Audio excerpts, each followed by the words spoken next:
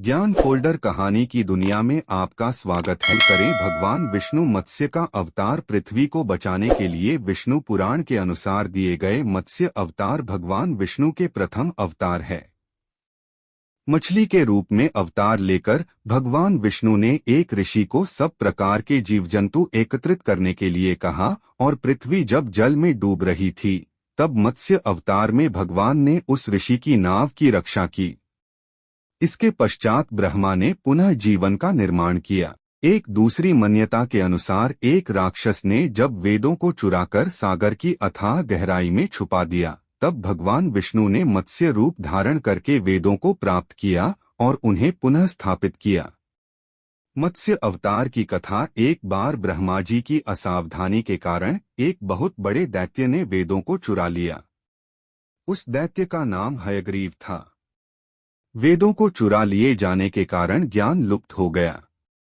चारों ओर अज्ञानता का अंधकार फैल गया और पाप तथा अधर्म का बोलबाला हो गया।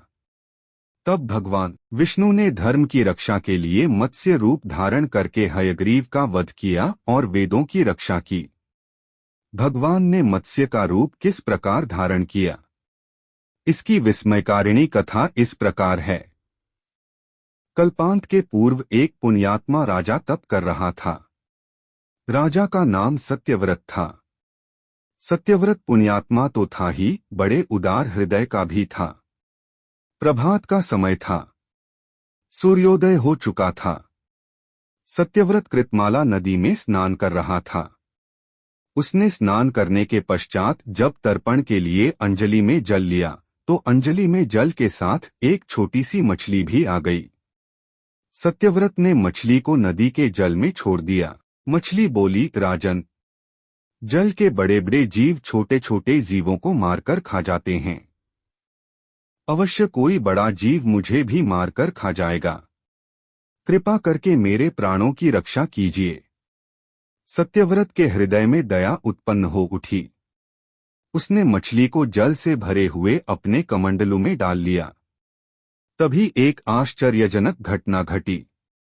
एक रात में मछली का शरीर इतना बढ़ गया कि कमंडलू उसके रहने के लिए छोटा पड़ने लगा। दूसरे दिन मछली सत्यव्रत से बोली, राजन, मेरे रहने के लिए कोई दूसरा स्थान ढूंढिए क्योंकि मेरा शरीर बढ़ गया है।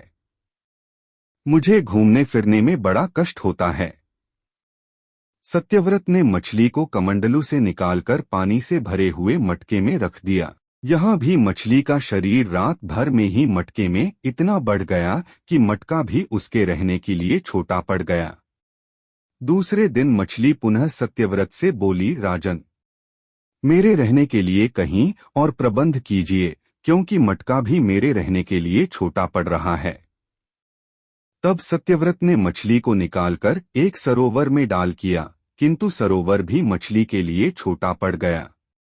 इसके बाद सत्यव्रत ने मछली को नदी में और फिर उसके बाद समुद्र में डाल दिया। आश्चर्य! समुद्र में भी मछली का शरीर इतना अधिक बढ़ गया कि मछली के रहने के लिए वह छोटा पड़ गया।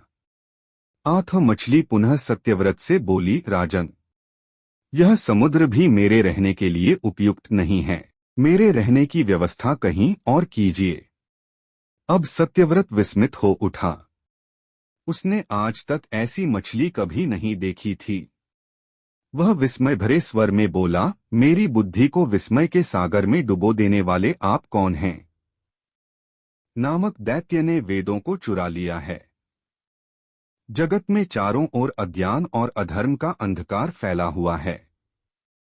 मैंने हयग्रीव को मारने के लिए ही मत्स्य का रूप धारण किया है। आज से 7वें दिन पृथ्वी प्रलय के चक्र में फिर जाएगी। समुद्र उमड़ उठेगा। भयानक वृष्टि होगी। सारी पृथ्वी पानी में डूब जाएगी। जल के अतिरिक्त कहीं कुछ भी दृष्टिगोचर नहीं होगा। आपके पास एक नाव पहुंचेगी। आप सभी अनाजों और औषधियों के बीजों को लेकर सप्तऋषियों के साथ नाव पर बैठ जाएगा।